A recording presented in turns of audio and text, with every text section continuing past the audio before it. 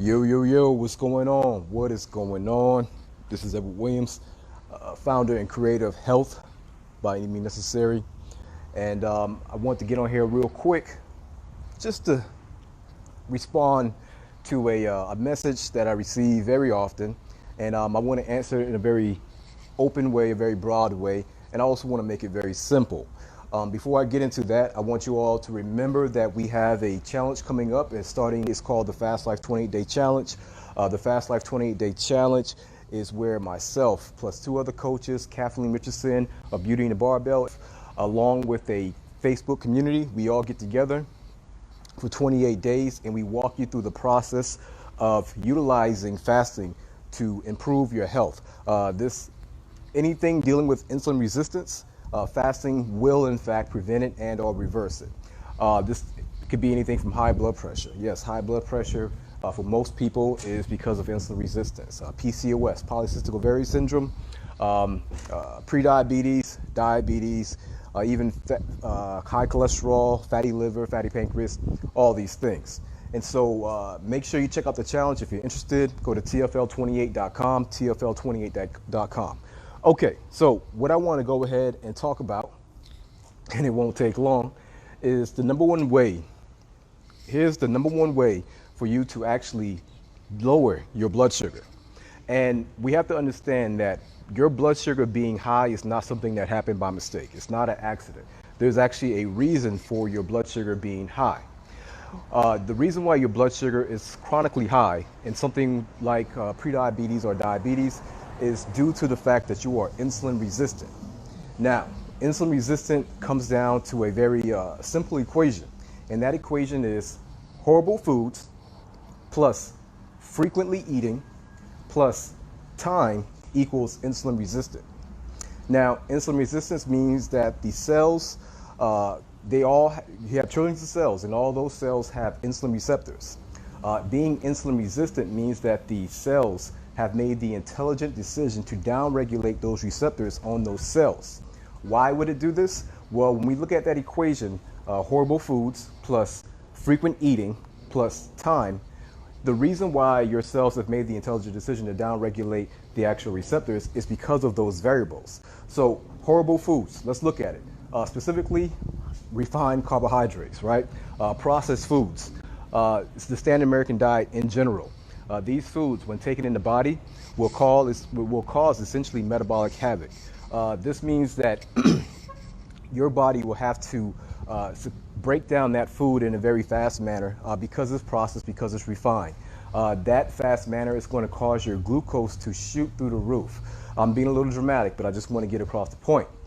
Because your glucose is now high, your body understands that having high levels of glucose is not a healthy thing. And so your body's going to compensate, that is to say, to actually lower your glucose by secreting insulin. But because the food was so refined, so processed, that glucose secretion will be so high that your pancreas will have to also secrete a high amount of insulin. Now, when the next part of the variable, the next part of the equation is frequency.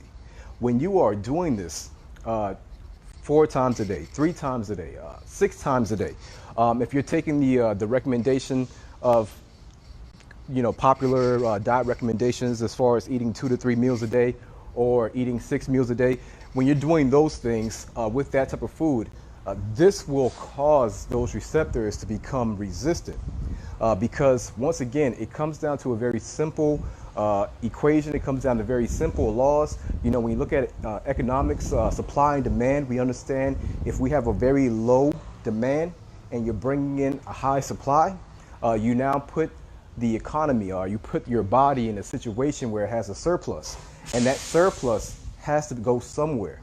And so if you have a surplus, there's no need to actually use the storage. And so when we're looking at something like diabetes or prediabetes or insulin resistant, you have cells making the intelligent decision to downregulate the insulin receptors simply because these cells at full capacity with the glucose, and they don't have any more space for it. And so that is the part of the equation dealing with the actual frequency. So when you constantly do this, eating frequently over and over and over, every single day, every single week, every single month and year, over time, this is going to equal insulin resistance, And this is why you're going to see your blood sugar being elevated chronically. Now, the number one way to bring down that blood sugar, and it's very simple, but you have to actually have a strategy for it. When you look at those factors, once again, horrible foods, that is to say standard American diet, processed foods, refined foods, plus the frequency, high frequency of eating over time. If you improve the quality of your foods, that is to say by switching over to whole foods, foods that you are actually making yourself, a diet full of vegetables, a diet full of especially leafy greens. If you improve the quality of your food, you still have to deal with that second part of the actual equation, which is the frequency. You have to give your body time to heal and repair. You have to give your body a break. And when you are frequently eating over and over and over throughout the day, your body does not have time to actually heal and repair. And so the next part of that equation, as far as improvement goes, is fasting. Fasting is going to be the number one way to lower your blood sugar. Now, of course, there's a strategy to it. You have to be knowledgeable about it. If you're diabetic or pre-diabetic or insulin resistant or any medical condition, whatever, any medical condition, are you taking medications? And that's why we have an actual challenge to help you out with that. But it really comes down to the simple fact that if you're not bringing in the glucose, your body is forced to utilize the glucose that it already has. If you're not bringing it in, your body has to use what it already has. If we decrease the frequency of eating those foods, this will now give the body time to heal and repair. And so the number one way to lower your blood sugar is by implementing a strategic regimen of intermittent fasting.